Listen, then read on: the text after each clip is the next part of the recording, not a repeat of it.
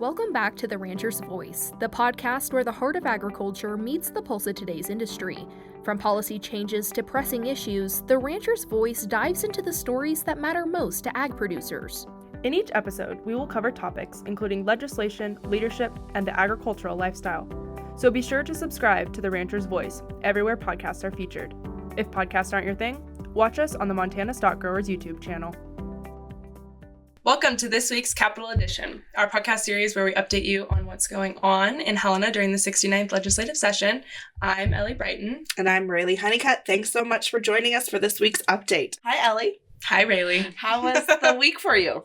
Busy. It was a very busy week. Last week, the second week of the legislative session, we had a lot going on. The Senate is still operating under temporary rules. So from the Senate side, not much. They're just starting to have some bills get heard through the Senate committees. But on the House side, they are going full speed ahead, and which was exciting. We actually had quite a few bill hearings that we were able to testify in this last week. But before we do that, wanted to also just give an update that the MSGA board was in town, and that was really fun. We always have a leadership board meeting the first part of January, and what's really fun about it is that we are able to kind of break up into small groups, and our board members take legislators out to dinner and share the story of MSGA and share with them some of the issues that are important to us. So always a fun activity, and thank you to all the legislators who joined us for those meetings. So let's dive into it. We had quite a few bill hearings, and I was kind of tied up in board meetings, so you did the heavy lifting last week. So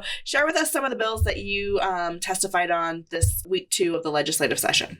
Yeah, so kind of right off the bat was a couple fire bills. So that's always interesting. The first one kind of had to do with the laws surrounding the fire suppression account and kind of like reporting with DNRC and that sort of thing. So it was a pretty basic bill. We went in and supported it and just encouraged cleanup and easy processes there. And then kind of coupled with it was a bill to revise wildland firefighting policy. So that one kind of just allows the state to bill back the federal government for costs that they incur while fighting fire, because DNRC is statutorily required to put out and suppress all fires immediately. So they're able to do that now and have a mechanism to bill the federal government back. So yeah. Good things for us to support and good for our producers. Yeah, and we'll see quite a few bills this session regarding fire. We see a few more bill placeholders right now. We also know that there's a prescribed fire bill coming our way, so we'll have lots of updates as it relates to bills related to fire. And I forgot to mention these are in the House Natural Resource Committee. Excellent. So moving into kind of our livestock bucket of bills, we talked last podcast about the establishment of the Cattle Committee, House Bill 119. That bill did have its committee hearing, and there are some amendments that are currently posted on the website. So we'll be going into executive action on Tuesday, the 21st, to see what amendments are adopted, what amendments are not, but we do anticipate an executive action from that committee on Tuesday.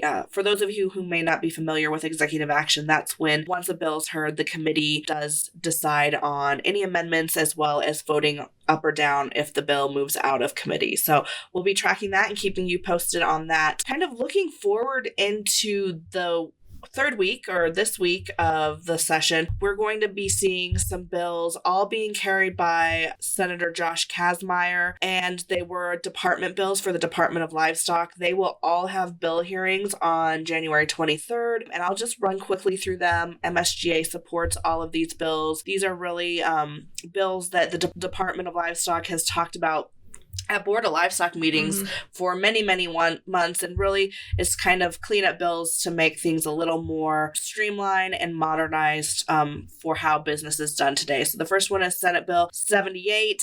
It is in regards to marking of hides and meat. And so what it does is just repeal the line within the law that says an actual ink stamp needs to be stamped on carcasses when in meat inspection. The second one, Senate Bill 79, is repealing repealing laws regarding animals and feedlots. So the current law is that an inspection has to be done if an animal dies in a feedlot, and then the owner needs to be notified. That's not happening. It is in the sense that like feedlot owners are doing it as a business practice, not necessarily because it's a state law. So they are repealing that to make it on the feedlots to notify people, and there's no official inspection that is required by law to happen. And then last is something that I think a lot of people will be excited about, and something that moves the livestock industry kind of into the 21st century. Senate Bill 80 will be heard this week, and that is regarding allowing for digital copies of records or documents to transport animals. So, the Department of Livestock has kind of adopted a new software. Their goal is to phase in to be able to have producers have an app or some type of online component to look at their online documentation, but also this will allow for if you have truck drivers that need to all take, a picture on their phone of the same document, that will be by law allowed if this bill passes. So some exciting things coming out of the Department of Livestock. And then moving into kind of the state trust lands department, this is also in the House Natural Resource Committee, but basically Representative Gregg is being brought forward a bill that kind of transitions the DNRC state lands leasing process. And so currently they do a crop share situation payment plan. And what they're going to move towards is a cash lease bidding process. So there will be kind of a set amount, and then they'll go on the highest bid there. So this is kind of how grazing is already being done with AUMs.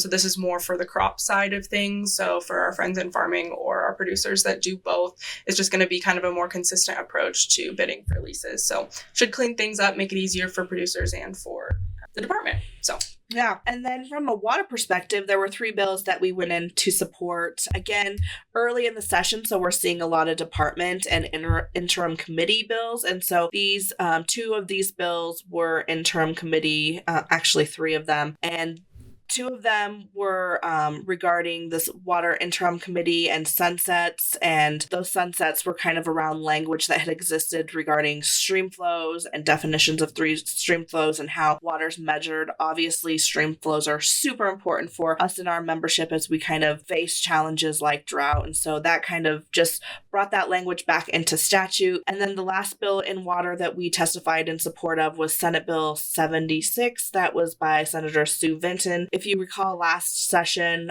we supported a bill, House Bill 114, which streamlined the permit process and hopes to allow for it to be a more efficient process for those needing the permit process. It moved the permit from, taking over 300 days down to 105 days. And this bill was just kind of a cleanup bill from that bill. The department's been able to put into practice what House Bill 114 did, and there were some just tweaks and clarifications that needed to be done. So Senator Vinton brought those and excited to see that, work from the comprehensive review that created House Bill 114 and now moved it into law and now is getting refined through the process is exactly, I think, the intent of what stakeholders wanted. And so it was great to see that bill supported and moving through the process. So that's it for the week. Yeah. Not many bills. We're starting to see more bills and LC language and things like that. We did want to remind you that we do have a new feature on our website. So if you visit mtbeef.org and go to our legislative page, we do have in real time a tracker of all the bills that we are supporting or opposing or just monitoring that you can check out. It also has a nice feature that you can create a free account and track those bills individually, and you're able to get emails straight to your email address with updates on those bills as they move through the legislative process. So that's all we have for this week. Thank you for joining us. If you do have any questions, I would encourage you to reach out to our office. Ellie or I are always willing to help or answer any questions that we can, and we will talk to you next week. See you guys later.